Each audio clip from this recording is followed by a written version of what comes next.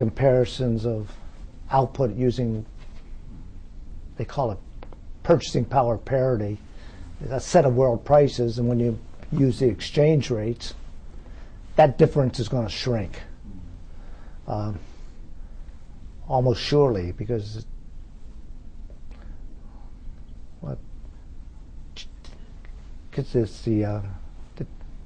that's at least if it's always happened when countries have moved to the high income category. Those two ways to compare living standards get closer together. You know, China is facing the inflation problems. Do you have any suggestions or any ideas?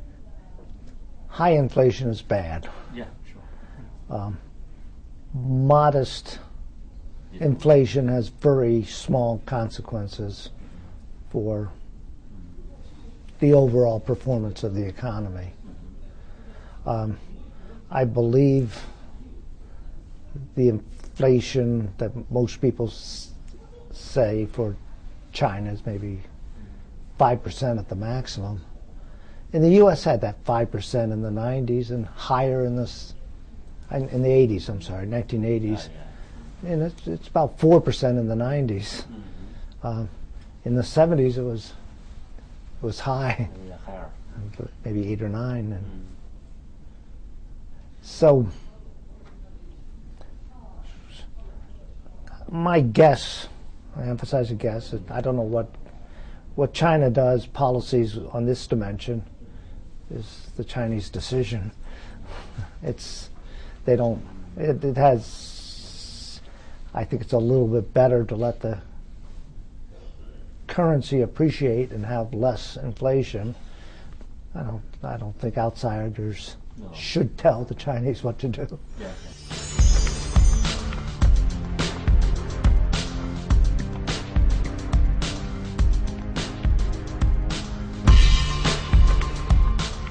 How do you think about the fights QE2?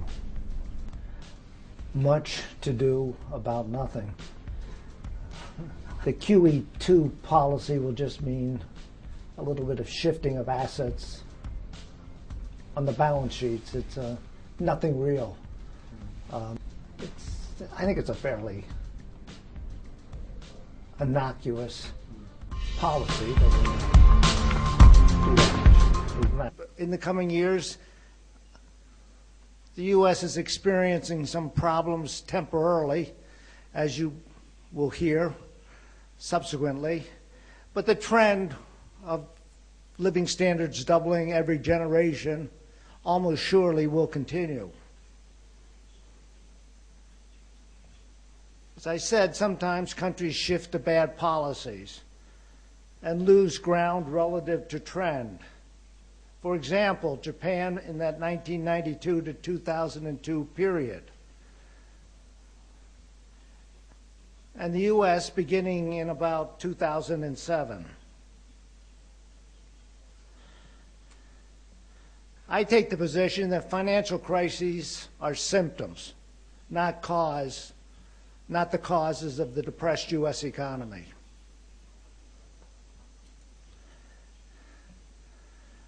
In fact, I would argue that most of the American financial system is very good and getting better. The most important function of the financial system is to channel savings to the most productive investment and do this at low cost. Another important function is diversifying idiosyncratic risk. And it is now possible to do that at very low cost. This is insurance. How do you think about the fights QE2? Does it work? Much to do about nothing. Why? One, monetary policy has been found to have little real effect on employment and output. It does determine the inflation rates. And the inflation rate seems to be the QE2 policy will just mean a little bit of shifting of assets on the balance sheets. It's nothing real. There's no mechanism that has been articulated or modeled in economics that provides a mechanism for such actions by the Federal Reserve or central bank to have real effects on output and employment. I think it's probably done for one reason, so that the Federal Reserve System cannot be blamed for not doing it. If they did not do it, they would be blamed and they'd be told that the economy would have been much better if you had done this.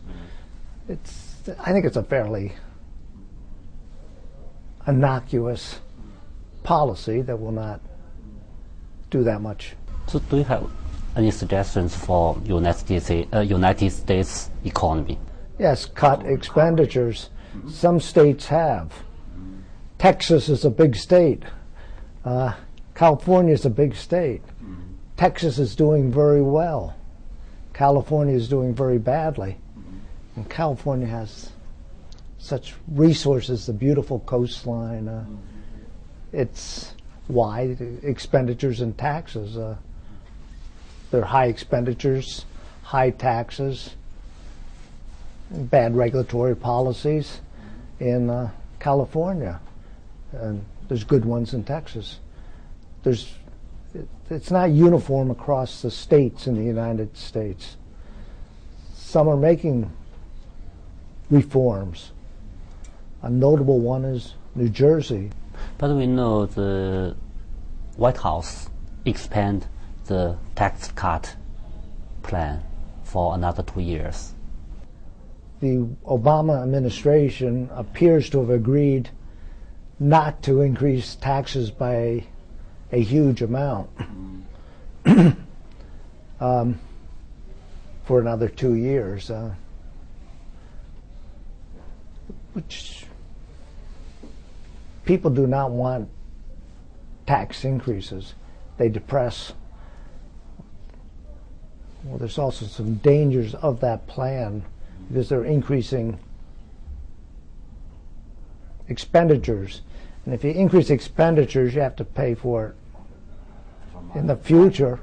Then that means higher taxes in the future. Canada cut back on its expenditures beginning about 5 or so years ago. And they're in much healthier economic condition than is the U.S. I guess the Chinese were also investing heavily in China with all their mining and natural resources. That also helps.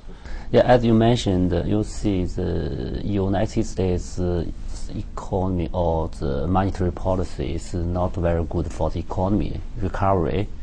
Oh, don't think the monetary policy had much to do with the recent contraction and current not so great depression.